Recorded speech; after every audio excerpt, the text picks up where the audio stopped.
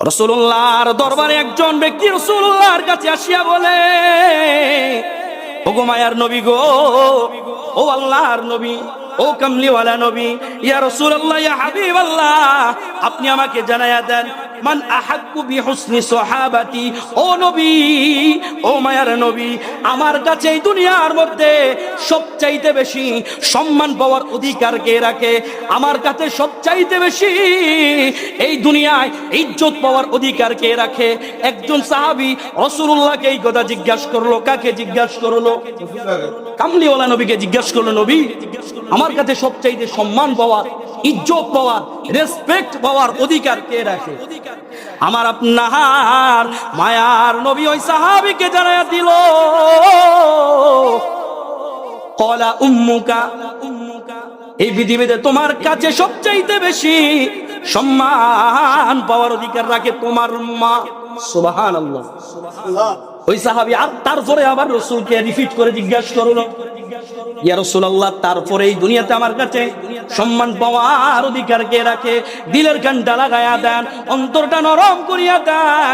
আমাদের অনেকের মা বাবা অন্ধকারময় কবরে শুয়ে আছে, অনেকের মা বাবা দুনিয়ায় এখনো বেঁচে আছে। মা বাবা থাকতে আমরা কদর করতে জানি না।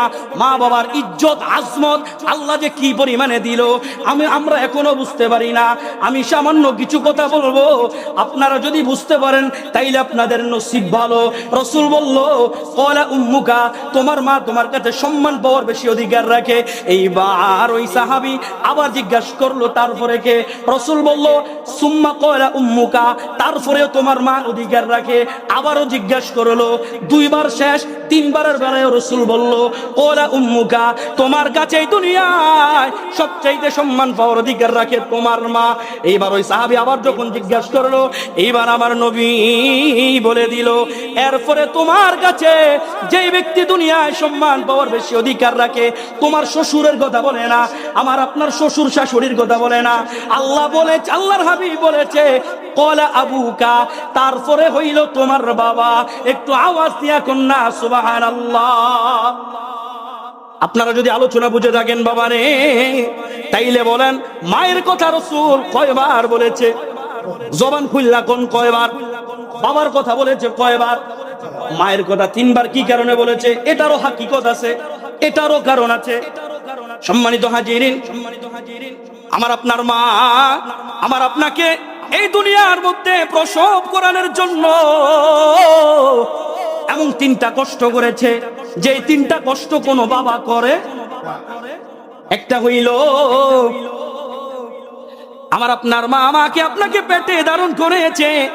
এই পেটে ধারণ করার কষ্ট পৃথিবীতে একজন মাই পেয়েছে, বাবা কখনো পায় না, ঠিক কি না? আপনি বলতে পারেন, হুজুর পেটের মধ্যে নিয়েছে, এটা আবার কেমন কষ্ট? এরে বন্ধুরে, আমার আপনার পেটের মধ্যে যদি একটা ইট বাঁধিয়া দেয়, একটা রশি দিয়া যদি ইট ঝুলাইয়া দেয় আমার আপনার পেটের মধ্যে, সর্বোচ্চ 5 থেকে 10 মিনিট আমি আপনি সর্বোচ্চ এটা বহন করতে পারবো। তারপরে আমার আপনার কাছে ত্যক্ত লাগবে, আমার আপনার কাছে বিরক্ত লাগবে। কিন্তু আমার আপনার মা 10 মাস 10 দিন আমাকে আপনাকে গর্ভে ধারণ করলো রে, একটা বারের জন্যও আমার আপনার মা বিরক্তি বোধ করে না। একটু আওয়াজ দিয়া কন্যা ঠিক কি না?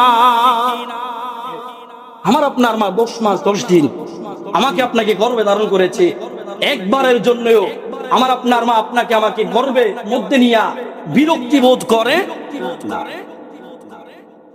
এই গেল 1 নাম্বার। দ্বিতীয় নাম্বার, আমার আপনার মায়ের কথা 3 বার বলবার কারণ হইল, এই দুনিয়ার মধ্যে রে প্রসব বেদনা কতটা কষ্টদায়ক একটা মা ছাড়া জানে না রে। প্রসব বেদনার পেইন, ব্যথা যে কত পরিমাণ। অনেক সময় দেখা যায় অনেক মা বোনেরা সন্তান প্রসব করতে যায়, আরে ব্যথার চোটে, পেইনের ব্যথার কারণে অনেক সময় দেখা যায় ডেলিভারি করবার সময় মারা যায় কি যায় না? জোরে বলেন, যায় কি যায় না? আমার রাসূল বলে দেয়, আমার যেই নারী উম্মত সন্তান প্রসব করতে যায় মারা যায়, আমার আল্লাহ তারে শাহাদাতের পেয়ালা, আমার আল্লাহ তাকে শহীদের মৃত্যু দান করে। একটু আওয়াজ দিয়া কন্যা সুবহানাল্লাহ। আমার আপনার মা আমাকে আপনাকে প্রসব বেদনার কষ্ট সহ্য করেছে, যেটা বাবা করে। তৃতীয় নম্বর কারণ হইল, আমার আপনার মা আমাকে আপনাকে রে 2-3 বছর যাবত দুধ পান করাইছে কি করায় না? রাত্র 1টা বলেন 2টা বলেন, সন্তান যখন এই দুধের জন্য মায়ের কাছে কান্না করত, রাত্র 2টা কি 3টা কি মা তার সন্তানকে দুধ পান করাইতো। এই যে মা এই 3টা কষ্ট বেশি করেছে, যার কারণে আমার আল্লাহ মায়ের কথা বলেছে কয়বার? 3 বার। তার মানে বাবা কি আপনার ফালা যাবে না? না না, আমার রসুল বাবার কথাও বলেছে।